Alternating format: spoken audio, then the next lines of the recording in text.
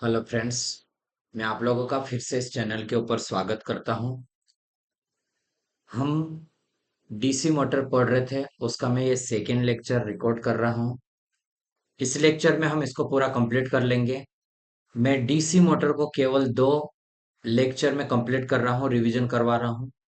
और इस वीडियो को रिकॉर्डिंग करते हुए एक मैं आपको खुशखबरी भी देना चाहूंगा कि जो आरआरबी जेई की एग्जाम थी 19 और 20 को मार्च में, और अभी तक रिजल्ट जारी नहीं किया था, उसको उन्होंने पोस्टपोन कर दिया। बहुत अच्छी बात है ये, क्योंकि बहुत सारे स्टूडेंट ऐसे भी होंगे जिनकी एलपी की एग्जाम भी निकल जाएगी और उसके बाद आरआरबी जेई की भी। अगर साथ में एग्जाम होता तो एक ही दिन भी हो सकता, अलग अलग सिटी में भी कभी मिल सकता है, तो इसके लिए बहुत ज्यादा प्रॉब्लम्स क्रिएट हो जाती। ये अच्छी बात है कि आरआरबी जेई के जो अधिकारी है उन्होंने इसके ऊपर डिसीजन लिया और उसको पोस्टपोन किया। अब इसका रिजल्ट आने वाला है, उसकी डेट भी अनाउंस होने वाली है। ज्यादा दिन मैं कहूंगा कि ज्यादा दिन हमें नहीं मिलेंगे, फिर भी 5 से 8 दिन भी मिलते हैं, ये हमारे लिए बहुत अच्छी अपॉर्चुनिटी है कि हम 8 दिन में और जितना ज्यादा हो सके रिवाइज कर सकते हैं। ठीक है, तो देखो बहुत अच्छी अपॉर्चुनिटी है। अब हम कंटिन्यू करते हैं कि जितना हमें रिवीजन हो सके इसको हम खत्म करने की कोशिश करते हैं कि आज के वीडियो में इसको हम फिनिश कर ले। ठीक है, डीसी मोटर में हानि देखेंगे। जिस प्रकार से हमने डीसी जनरेटर में लॉसेस को देखे, उसी प्रकार से डीसी मोटर में भी हानि होती है। ठीक है, तो सेम रहते हैं। डीसी मोटर की अधिकतम दक्षता की अगर हम बात करते हैं तो ये होगी स्थिर हानि इज इक्वल टू में परिवर्तित हानि। ठीक है, स्थिर हानि बराबर में क्या रहेगा, परिवर्तित हानि रहेगा। कांस्टेंट लॉस बराबर वेरिएबल लॉस होता है। अब डीसी मोटर में पावर फ्लो इक्वेशन के बारे में हम इसको देखते हैं। पहले इनपुट में हम दे रहे हैं इलेक्ट्रिकल पावर। क्या दे रहे हैं? इनपुट में इलेक्ट्रिकल पावर दे रहे हैं।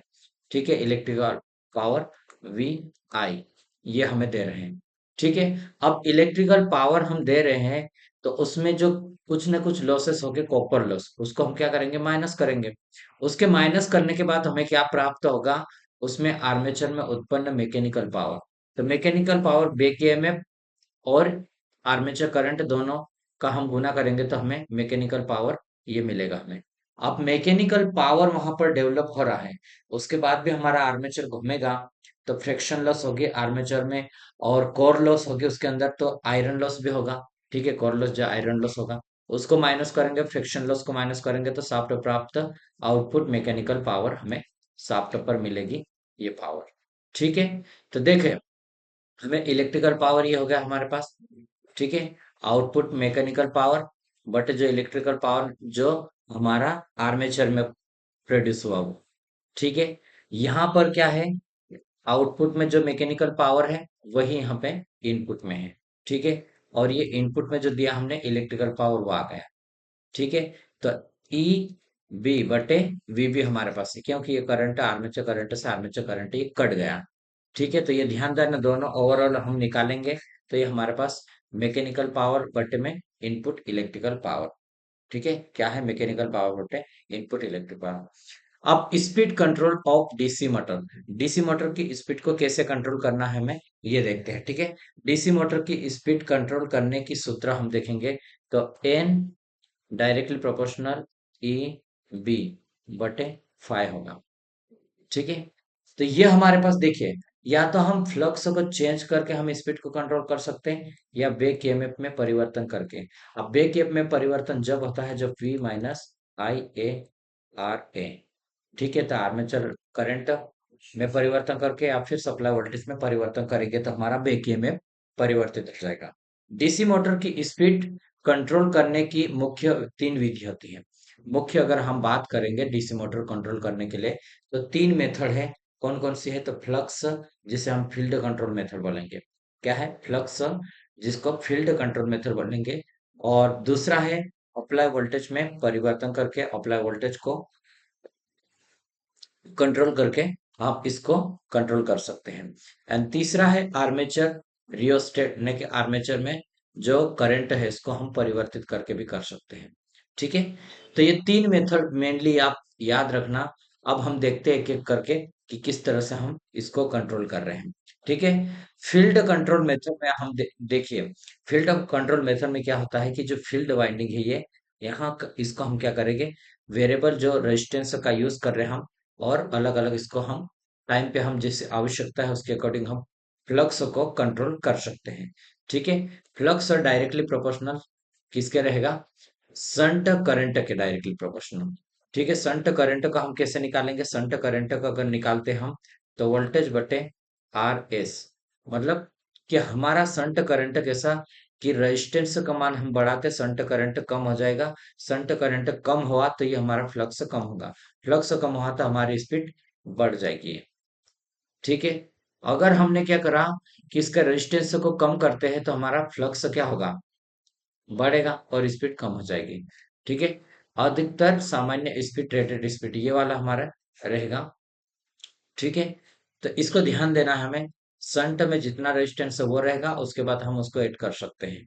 ठीक है। अब रेजिस्टेंस ऐड कर रहे हैं तो हमारा फ्लक्स क्या होगा, कम होगा, तो स्पीड हम बढ़ जाएगी, इसमें स्पीड बढ़ जाती है।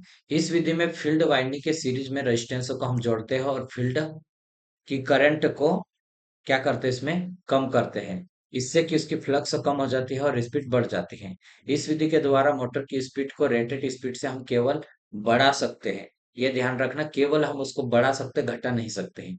ठीक है। इस यह विधि अच्छी और दक्ष विधि है, इसमें पावर लॉस कम होता है। ठीक है। इसमें पावर लॉस कैसा कम रहेगा। एंड सेकेंड मेथड हम देखेंगे, आर्मेचर रियोस्टेट में कंट्रोल मेथड। आर्मेचर में हमने क्या करा, ये देखो यहाँ पर आप देख सकते हैं डायग्राम में, कि आर्मेचर में हमने वेरिएबल रेजिस्टेंस को जोड़ दिए। जैसे जैसे हम यहाँ पर भी ले सकते हैं इसको, यहाँ पर भी ले सकते हैं सीरीज में अलग अलग, और बढ़ा भी सकते हैं। ठीक है। तो यहाँ पर देखेंगे हम कि देखो ये हमारे पास है, यहाँ पर आर्मेचर रेजिस्टेंस को ऐड करा हमने। पहले तो 200 हमारे पास वोल्टेज था और आर्मेचर करंट 100 एम्पियर और 0.1 हमारा रेजिस्टेंस है। ठीक है। तो 190 वोल्ट आया हमारा।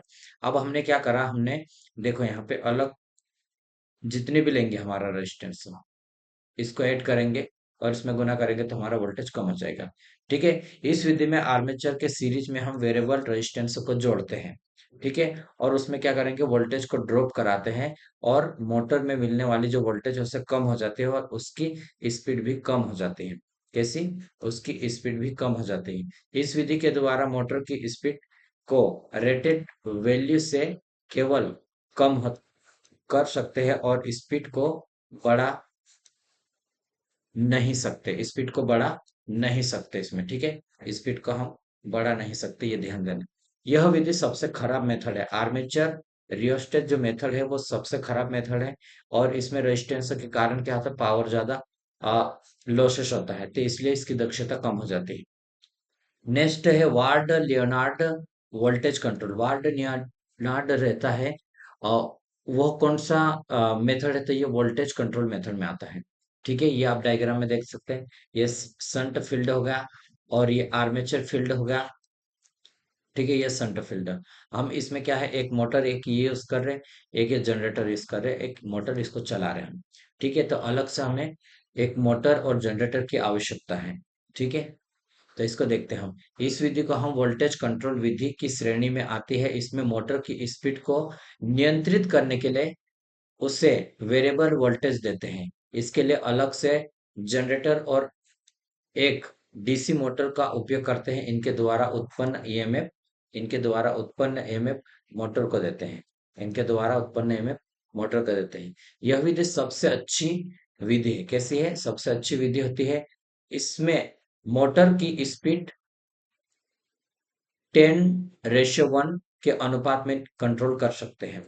मोटर की न्यूनतम स्पीड जनरेटर के अवशिष्ट चुंबकत्व द्वारा उत्पन्न ईएमएफ पर निर्भर करती है। किसके द्वारा, मोटर की न्यूनतम स्पीड जनरेटर के अवशिष्ट चुंबकत्व द्वारा उत्पन्न ईएमएफ पर निर्भर करती है। इस विधि का उपयोग 750 किलो वाट से लेकर 3750 किलो वाट तक हम इसका यूज करते हैं। ठीक है। बहुत ज्यादा हम जो बड़ी एरिया में रहती है उसका हम यूज करने के लिए इसका मेथड का यूज करते हैं। छोटी में जब यूज करेंगे तो इसकी एफिशिएंसी बहुत कम हो जाएगी, क्योंकि ज्यादा इसके ऊपर कास्ट खर्च करना पड़ेगा इस कारण से। ठीक है। यह विधि colliery winder electric excavator, elevator, steel mill, blowing mill और पेपर मिल में उपयोग की जाती है। इस विधि के द्वारा मोटर की स्पीड को दोनों दिशाओं में कंट्रोल करते हैं। ठीक है, दोनों दिशा में कर सकते हैं। इस विधि का दोष ये होता है कि अलग अलग से इसमें क्या करते हैं, मोटर और एक जनरेटर की आवश्यकता होती है। और इसके कारण क्या हो गया, इसकी कॉस्ट बढ़ गई। ठीक है, इसलिए लाइट लोड की स्थिति में इसकी दक्षता बहुत कम होती है। ठीक है, अब हम देखेंगे डीसी सीरीज मोटर की स्पीड कंट्रोल कैसे करते हैं। DC series motor field converter के द्वारा, मतलब फील्ड को कैसे कन्वर्ट करेंगे, फिर जैसे कि फील्ड डाइवर्टर का यूज करा हमने यहाँ पे, इसके द्वारा भी हम कर सकते हैं। फ्लक्स आर्मेचर के डायरेक्टली प्रोपोर्शनल रहता, फ्लक्स 10 है, हमने क्या करें यहाँ पे कम कर दिया तो स्पीड बढ़ जाएगी। ठीक है, फ्लक्स कम करा तो स्पीड बढ़ी। इस विधि में सीरीज फील्ड वाइंडिंग के समांतर में एक डाइवर्टर रेजिस्टेंस को लगाकर करंट को कम करते हैं, जिससे फ्लक्स क्या हो जाएगी, कम हो जाएगी और उसकी स्पीड बढ़ जाती है। ठीक है, और टेप्ड का, जैसे यहाँ पे टेप अलग अलग टेपिंग का यूज करेंगे हम, और इसमें भी रेजिस्टेंस को ऐड करके हम फ्लक्स को कम कर सकते हैं और उसकी स्पीड को बढ़ा सकते हैं। ठीक है, इस विधि में सीरीज में फील्ड वाइंडिंग के टर्न की संख्या टेपिंग द्वारा उसकी पोल की फ्लक्स को कम करते हैं और स्पीड बढ़ जाती है। ठीक है, नेक्स्ट दूसरा है इसमें आर्मेचर डाइवर्टर कंट्रोलर। आर्मेचर में हम रेजिस्टेंस का यूज करेंगे पैरेलल में कनेक्शन करके, तो इसकी फ्लक्स क्या हो जाएगी, बढ़ेगी तो स्पीड ये कम हो जाएगी। इस विधि का उपयोग करके कांस्टेंट टार्क की स्थिति में काम करता है। तो ये सबसे ज्यादा पूछता है कि कांस्टेंट टार्क की स्पीड में कौन सा, तो आर्मेचर डाइवर्टर। आर्मेचर में जब यूज करेंगे तो कांस्टेंट टार्क मिलेगा। ठीक है, कांस्टेंट टार्क लोड की स्थिति में आर्मेचर के समांतर में डाइवर्टर रेजिस्टेंस कनेक्ट करने से आर्मेचर की करंट कम हो जाती है, जिससे कि इसका टार्क भी कम हो जाता है। और अतः समान टार्क को उत्पन्न करने के लिए फील्ड वाइंडिंग की फ्लक्स बढ़ती है और स्पीड कम हो जाती है। फ्लक्स बढ़ता है, स्पीड कम हो जाती है। ठीक है, और ये तीसरा है मोटर के सीरीज रेजिस्टेंस। यहाँ क्या करें, सीरीज में हमने ये रेजिस्टेंस का यूज करा, वोल्टेज ड्रॉप होगा, वोल्टेज ड्रॉप होगा तो करंट हमारा कम जाएगा, कम जाएगा तो हमारा फ्लक्स कम होगा, कम होगा तो स्पीड बढ़ेगी। मोटर के सीरीज में रेजिस्टेंस को जोड़ते हैं, वोल्टेज ड्रॉप कराते हैं, इससे मिलने वाली वोल्टेज कम हो जाती है, इसकी स्पीड भी कम हो जाती है। ठीक है, नेक्स्ट है विधि अच्छी नहीं होती है क्योंकि इसमें रेजिस्टेंस यूज कर रहे हैं हम, तो इसमें क्या होगा कि पावर लॉस होगा, तो दक्षता इसकी कम हो जाएगी। अब नेक्स्ट आता है डीसी सीरीज मोटर का सीरीज पैरेलल कंट्रोलर। ठीक है, इस विधि का उपयोग हम इलेक्ट्रिकल लोकोमोटिव में करते हैं, जहां पर मतलब 4 से 6 डीसी सीरीज मोटर को एक ही सॉफ्ट पर हम मैकेनिकली से कपल्ड करते हैं और सप्लाई के साथ सीरीज या पैरेलल में जोड़कर स्पीड कंट्रोल करते हैं, स्पीड को कंट्रोल करते हैं। ये सभी मोटर समान संरचना आइडेंटिकल की होनी आवश्यक है। ठीक है, मोटर को सीरीज में जोड़ने पर स्पीड कम हो जाती है तथा टार्क अपरिवर्तित रहता है, और मोटर को पैरेलल में जोड़ने पर स्पीड बढ़ जाती है और टार्क कम हो जाता है।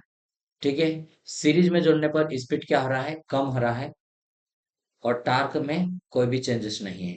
ये ध्यान रखना, बहुत ही इंपॉर्टेंट पॉइंट्स है ये। ठीक है, मैंने एक लाइन में आपको बताया हूँ, लेकिन सीरीज में जोड़ने पर स्पीड कम हो रही है और टार्क अपरिवर्तित है। ठीक है, और मोटर को अगर हम पैरेलल में कनेक्शन करेंगे तो हमारी स्पीड कैसी है, बढ़ जाएगी, पैरेलल में स्पीड बढ़ेगी। ठीक है, क्यों, क्योंकि उसमें करंट अलग अलग बटेगा तो हमारा फ्लक्स कम होगा तो स्पीड बढ़ जाएगी। ठीक है, और सीरीज में क्या है, सेम करंट जाएगा हमारा, तो हमारा क्या है कि फ्लक्स बढ़ेगा। ठीक है, और हमारी स्पीड कम हो जाएगी, टार्क इसमें कम हो जाता है, इसको ध्यान देना आप। ठीक है, ये देखो ये सीरीज में कनेक्शन है, सीरीज में कनेक्शन देख सकते हैं आप, स्पीड 1/2 हो गई, हो जाती है। ठीक है, क्योंकि डबल का यूज कर रहे हैं, और टार्क अपरिवर्तित रहता है। और पैरेलल में तो आधी आधी करंट ये बढ़ गई, यहाँ पे भी तो फ्लक्स भी आधा आधा बटेगा हमारा, फ्लक्स भी 1/2 होगा, तो हमारे पास ये फ्लक्स कम हुआ तो हमारे पास क्या हो जाएगा, स्पीड दुगनी हो जाएगी। ठीक है, तो ये आपको बहुत याद रखना पड़ेगा। ठीक है, वैसे कॉन्सेप्ट आप एक दो बार वीडियो देखोगे आपको अच्छे से याद हो जाएगा। ठीक है, आधे होने के कारण ये हमारे पास टार्क 1/4 हो जाएगा। टार्क इसमें कम होगा तो 1/4 होगा। ठीक, तो इसको भी ध्यान देना आप। टार्क कैसा हो रहा है, करंट कम हो रहा है, फ्लक्स कम हो रहा है, स्पीड बढ़ रही है, डबल हो रही है, तो टार्क हमारा 1/4। डीसी मोटर में कम्यूटेटर का काम, कम्यूटेटर क्या काम करता है वो देखते हैं। डीसी मोटर में कम्यूटेटर का काम है डीसी मोटर को आर्मेचर में एसी करंट में परिवर्तित करना रहता है। ये इन्वर्टर की तरह काम करेगा, डीसी टू एसी में कन्वर्ट करके देगा। ठीक है, क्योंकि हम डीसी सप्लाई देंगे, डीसी सप्लाई देंगे तो डीसी मिलेगा उसको, तो वो आर्मेचर को एसी में कन्वर्ट करके देगा। ठीक है, जनरेटर के केस में क्या था कि हम वहां से जो आर्मेचर में ईएमएफ जो उत्पन्न होता है वो एसी नेचर का रहता है। ठीक है, एसी को वो कम्यूटेटर डीसी में कन्वर्ट कर रहा था, रेक्टिफायर के रूप में काम कर रहा था। तो जनरेटर के केस में रेक्टिफायर के रूप में काम कर रहा, और मोटर के केस में इन्वर्टर के रूप में काम कर रहा है। ठीक है, तो ये दोनों प्रकार से काम कर रहा है। डीसी मोटर के घूमने की दिशा को परिवर्तित कैसे करेंगे हम? डीसी मोटर में घूमने की दिशा को परिवर्तित करने के लिए आर्मेचर या फिर फील्ड, दोनों में से किसी एक को परिवर्तित करेंगे तो वो रिवर्स हो जाएगा। ठीक है, सप्लाई कनेक्शन करने से नहीं होगा ये। ठीक है, तो उसको ध्यान दें, सप्लाई कनेक्शन करते हैं इससे कि घूमने की दिशा परिवर्तित हो जाती है। नेक्स्ट है, लेकिन कंपाउंड मोटर में आर्मेचर करंट को रिवर्स करके घूमने की दिशा परिवर्तित करते हैं। क्या है इसमें, देखो, डीसी मोटर के घूमने की दिशा परिवर्तित करने के लिए आर्मेचर या फील्ड दोनों में से किसी एक के कनेक्शन को रिवर्स करके सप्लाई से कनेक्ट करते हैं। ठीक है, तो ये हमारे पास रहेगा, ध्यान देना आप इसको। अब ये अलग अलग इसका हम परिवर्तित कर सकते हैं, जैसे आर्मेचर के परिवर्तन करा हमने, तो फील्ड में उसमें चेंजेस आएगा डायरेक्शन में, तो ये हमारे पास हो जाएगा। ठीक है, अब हमारे पास आती है ब्रेकिंग। कंट्रोलिंग के बाद ब्रेकिंग। मैकेनिकल ब्रेकिंग की तुलना में इलेक्ट्रिकल ब्रेकिंग ज्यादा इफिशिएंसी रहती है और ये स्मूथ होते हैं, इसलिए हम इसका उपयोग करते हैं। ठीक है, अब ब्रेकिंग कितने प्रकार की रहती है? 3 प्रकार की ब्रेकिंग रहती है। किन प्रकार की? रियोस्टेटिक, जिसे डायनेमिक ब्रेकिंग बोलेंगे, और प्लगिंग ब्रेकिंग, जिसे रिवर्स करंट ब्रेकिंग बोलते हैं, और रिजनरेटिव ब्रेकिंग, जिसे ब्रेकिंग बोलेंगे, रिजनरेटिव ब्रेकिंग बोलेंगे। ठीक है, अब रियोस्टेटिक या डायनेमिक ब्रेकिंग रहती है, रियोस्टेटिक या डायनेमिक ब्रेकिंग रहती है, उसमें क्या रहता है कि हम इस विधि में ब्रेकिंग टार्क को उत्पन्न करने के लिए हम क्या करेंगे, रनिंग अवस्था में जो आर्मेचर कनेक्शन को पहले हम सप्लाई से डिस्कनेक्ट करेंगे, डिस्कनेक्ट करने के फिर वेरिएबल रेजिस्टेंस उसमें ऐड करेंगे और उसको आपस में जोड़ेंगे, दोनों टर्मिनल को आपस में जोड़ते हैं, जिससे कि आर्मेचर के करंट प्रवाह की दिशा उल्टी हो जाती है और वो विपरीत दिशा में घूमती है। घूमने के लिए ब्रेकिंग टार्क उत्पन्न करता है, इससे मोटर की स्पीड धीरे धीरे कम हो जाती है। ठीक है, कैसे होगी? मोटर की स्पीड धीरे धीरे ये कम हो जाएगी, मोटर की स्पीड।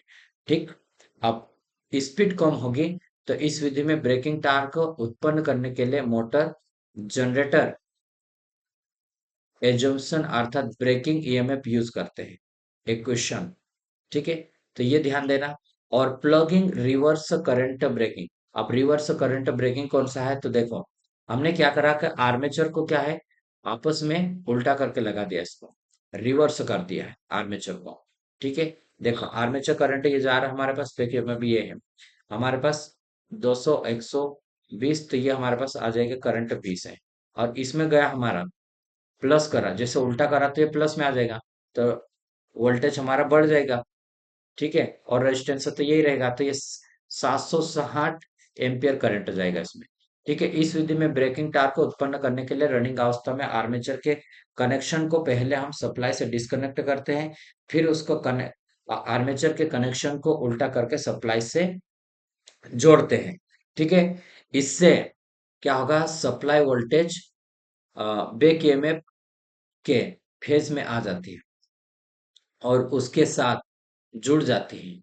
इससे आर्मेचर में प्रवाहित करंट की दिशा और परिवर्तित हो जाती है और इसका मान लगभग 19 गुना ज्यादा बढ़ जाता है। आर्मेचर जल सकता है, अतः आर्मेचर को जलने से बचाने के लिए हम सीरीज में कुछ रेजिस्टेंस ऐड करेंगे। ठीक है, जो कि आर्मेचर के करंट को सीमित करता है।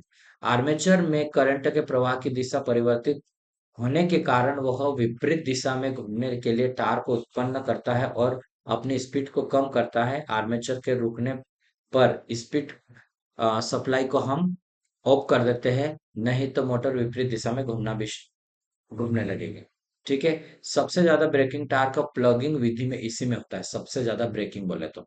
ठीक है। अब इस विधि का उपयोग printer, press, elevator, rolling mill और मशीन टूल में इसका यूज करते हैं।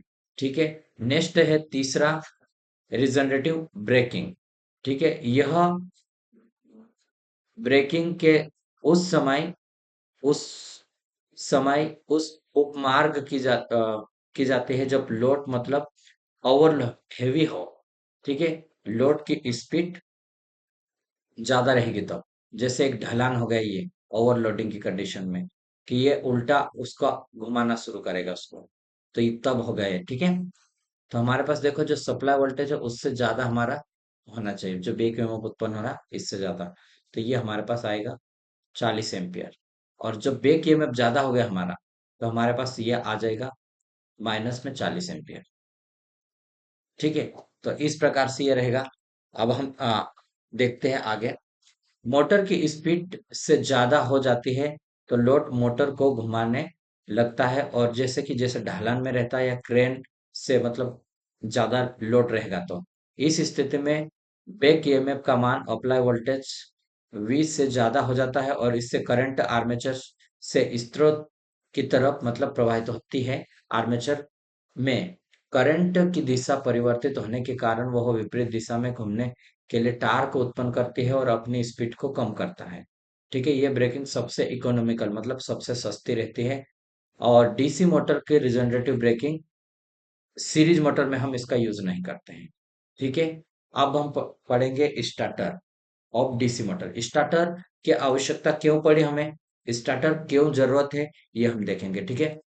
देखो, back EMF directly proportional of flux and speed. ठीक है। स्थिर कंडीशन में स्पीड हमारी जीरो है, इसका मतलब हमारा बैक ईएमएफ भी जीरो है। ठीक है।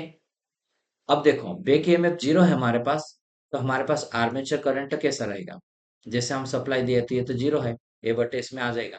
आर्मेचर करंट स्टार्टिंग के कंडीशन में क्या होगा, V बटे आर ए होगा। ठीक है। क्योंकि ये तो हमारे पास पे ईएमएफ तो जीरो है, तो ये हट गया। ठीक है।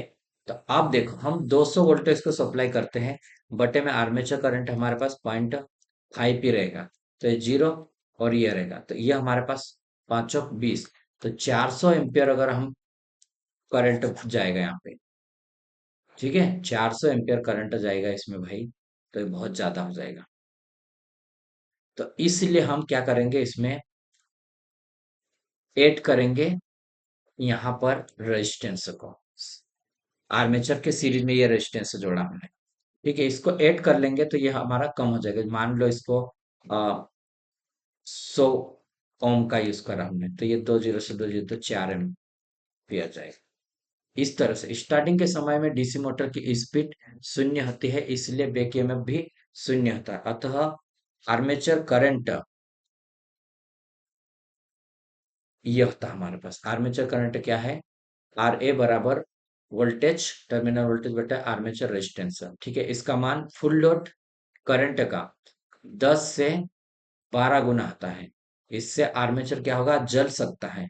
अतः स्टार्टिंग करंट के मान को हम कम करने के लिए, सीमित करने के लिए स्टार्टर का यूज करते हैं। ठीक है। स्टार्टर के द्वारा आर्मेचर के सीरीज में रेजिस्टेंस जोड़कर वोल्टेज ड्रॉप कराते हैं, इससे आर्मेचर की करंट कम हो जाती है। और जब मोटर स्टार्ट हो जाती है तो स्टॉप में धीरे धीरे रेजिस्टेंस को हम करते हैं, कम कर देते हैं, और फिर पूरा रेजिस्टेंस उसको हटाकर डायरेक्ट सप्लाई से उसको जोड़ देंगे। ठीक है। स्टार्टर में जो रेजिस्टेंस यूज कर रहे हैं उसको हम यूरेका और मैग्नीन मटेरियल का बना रहे हैं।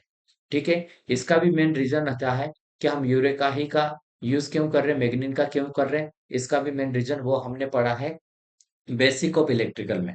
ठीक है। उसका वीडियो भी जरूर देखोगे तो आपको कॉन्सेप्ट क्लियर होगा।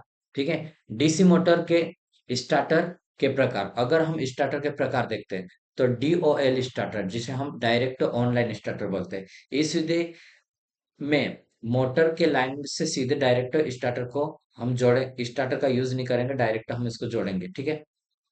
रेजिस्टेंस नहीं जोड़ते। स्टार्टर का यूज हम छोटी मोटर में करेंगे। इस स्टार्टर का यूज छोटी मोटर में करेंगे, 5 HP या फिर 3.75 किलोवाट में करेंगे। ठीक है। छोटी मोटर के आर्मेचर का रेजिस्टेंस ज्यादा होता है, अतः वह करंट को स्वतः ही करंट की कम कर देता है। ठीक है। आर्मेचर हल्का होता है, इससे उसका जड़त्व कम हो जाता है। आर्मेचर हल्का होता है जिससे जड़त्व कम हो जाता है।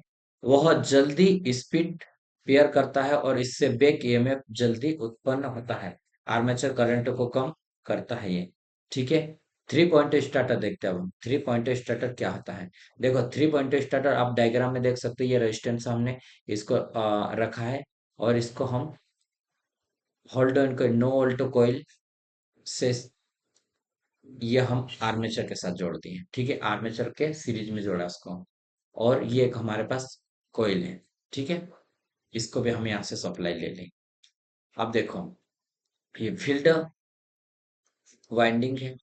फील्ड वाइंडिंग को भी यहाँ पे हमने यहाँ से सप्लाई लिया है, ये देख सकते हैं आप इसको। और उसके बाद ओवरलोड रिले यहाँ पर हमने इसको, ये ओवरलोड रिले। ठीक है। थ्री पॉइंट स्टार्टर का उपयोग केवल डीसी शंट मोटर में हम करते हैं, जो करंट को सीमित करते हैं। ठीक है। इस स्टार्टर में स्टेटर का पूरा रेजिस्टेंस आर्मेचर के सीरीज में हम जोड़ते हैं। ठीक है। से कनेक्ट करते डिस्कनेक्ट, और सीरीज से डिस्कनेक्ट होकर होल्ड ऑन कॉइल और शंट फील्ड वाइंडिंग के सीरीज में जोड़ जाता है। जब वो डिस्कनेक्ट होता है तो उससे जुड़ जाता है। मोटर की स्पीड को बढ़ाने के लिए फील्ड कंट्रोल मेथड का हम यूज करते हैं। किसको? स्पीड को बढ़ाने के लिए इसका करेंगे। ठीक है। क्यों? उसके रेजिस्टेंस को हम बढ़ाएंगे फील्ड में, तो करंट कम होगी, तो क्या होगा? हमारा फ्लक्स का मान कम होगा। फ्लक्स का मान कम होगा तो स्पीड बढ़ जाएगी। हाई स्पीड मोटर को स्टॉप कर देती है। ठीक है। एक समस्या है कि हाई स्पीड पर ये मोटर को स्टॉप कर देती है। ओवरलोड से सुरक्षा प्रदान करने के लिए इसमें ओवरलोड रिले का यूज करते हैं। ठीक है। अब हमारे पास ये हाई स्पीड पर अगर हम कंट्रोल कर रहे हैं, तो वो क्या है? मोटर को स्टॉप कर रही है। इस कारण से हमें एक और ऐसे स्टार्टर की आवश्यकता है जो कि इस समस्या को रिमूव कर सके। तो हमने क्या बना, एक 4 पॉइंट स्टार्टर का यूज करा। ठीक है। जो कि संट और कंपाउंड दोनों में यूज किया जाता है। ठीक है। इस स्टार्टर में चालक के एक चाप का उपयोग करते हैं। हम ऐसा एक चाप बना लेंगे और वो डायरेक्टली हम फील्ड से सप्लाई कनेक्ट करेंगे। ठीक है। वाइंडिंग का अलग अलग सप्लाई देते हैं, और संट की करंट कम होने पर होल्ड ऑन कॉइल की करंट अपरिवर्तित रहते हैं, और वह हैंडल को छोड़ती नहीं है इसमें। ठीक है। देखो ये वाला, ये शाफ्ट केवल इसमें 4 पॉइंट स्टार्टर में यही हमें अलग है, क्योंकि इसको जो कॉइल है इसको हम अलग से सप्लाई दे दिए और ये फील्ड की ओर चला गया ये। ठीक है। तो यहाँ पर कंट्रोल मेथड का यूज करेंगे, फील्ड कंट्रोल मेथड, तो किसी भी प्रकार का इफेक्ट इसमें नहीं होगा। ठीक है। और 2 पॉइंट स्टार्टर कहाँ पर करते हैं हम? सीरीज मोटर में करते हैं। ये 2 पॉइंट स्टार्टर है, इसको भी ध्यान देखना। ठीक है। अब देखो, डीसी सीरीज मोटर को स्टार्ट करने के लिए 2 पॉइंट स्टार्टर का यूज करते हैं हम। इस मोटर का नो लोड और ओवर लोड दोनों प्रकार की सुरक्षा प्रदान की जाती है। इसमें होल्ड ऑन कॉइल को नो लोड रिलीज भी कहते हैं, क्योंकि नो लोड रिलीज में आर्मेचर का मान जब बहुत कम हो जाता है और आर्मेचर की स्पीड बहुत ज्यादा बढ़ जाती है, तो होल्ड ऑन कॉइल विचुंबकित होकर हैंडल को छोड़ देती है। इससे स्टेटर ऑफ हो जाता है और मोटर डेम डिमांडेड होने से बच डैमेज होने से बच जाता है। ठीक है। ड्रोम टाइप कंट्रोलर, ये ड्रोम टाइप कंट्रोलर है। ठीक है। इसका डायग्राम याद रखना इसका, और थोड़ा सा इसके कनेक्शन क्या है उसको ध्यान देना, और इसमें बारे में थ्योरी पढ़ा देता। ठीक है। ड्रोम कंट्रोलर का उपयोग केवल डीसी सीरीज मोटर में हम करते हैं। यह 3 कार्य करता है: स्टार्टिंग करंट को कम करता है, और मोटर की स्पीड को नियंत्रित कर सकता है, और घूमने की दिशा को परिवर्तित कर सकता है। ड्रोम स्टार्टर, ठीक है, 3 काम करता है। अब हम मोटर की टेस्टिंग देख लेते हैं। तो डीसी मोटर की टेस्टिंग, ब्रेक टेस्ट, यह टेस्ट केवल छोटी मशीनों में करते हैं और ये टेस्ट के द्वारा मोटर की आउटपुट पावर ज्ञात करते हैं। ये प्रत्यक्ष विधि में होता है, ठीक है, आउटपुट पावर ज्ञात करते हैं। अब स्विमबर्नर टेस्ट जो नो लोड टेस्ट होता है, स्विमबर्नर टेस्ट कौन सा टेस्ट है? No load test. इस टेस्ट में स्थिर फ्लक्स की मशीन जैसे संट मशीन हो गई और नो लोड टेस्ट करता है इसमें। ये टेस्ट मोटर को नो लोड लॉस ज्ञात करता है, ठीक है। और तीसरा है हॉकिंसन टेस्ट, जिसे बैक टू बैक टेस्ट भी कहते हैं, ये रिजनरेटिव टेस्ट भी बोलेंगे। यह फुल लोड टेस्ट होता है जो संट मशीन में यूज करते हैं। Armature reaction, commutator, temperature rise के बारे में जानकारी प्राप्त होती है इसमें, ठीक है। दोनों मशीनों को एक ही सॉफ्ट पर मैकेनिकली एक दूसरे से कपल करते हैं इसमें, और इसमें एक मशीन मोटर के समान और दूसरे को जनरेटर के समान में काम करवाएंगे।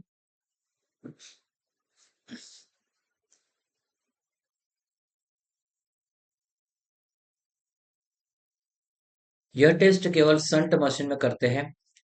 इस टेस्ट के द्वारा मोटर को फुल लोड लॉस ज्ञात करते हैं इसमें, ठीक है। इस टेस्ट में दोनों संट मशीन समान संरचना आइडेंटिकल की होती है, ठीक है। रियोस्टेटिक और रनिंग डाउन टेस्ट, यह टेस्ट संट मशीन में करते हैं। टेस्ट के द्वारा मोटर का स्टेलॉस ज्ञात करते हैं, ठीक है।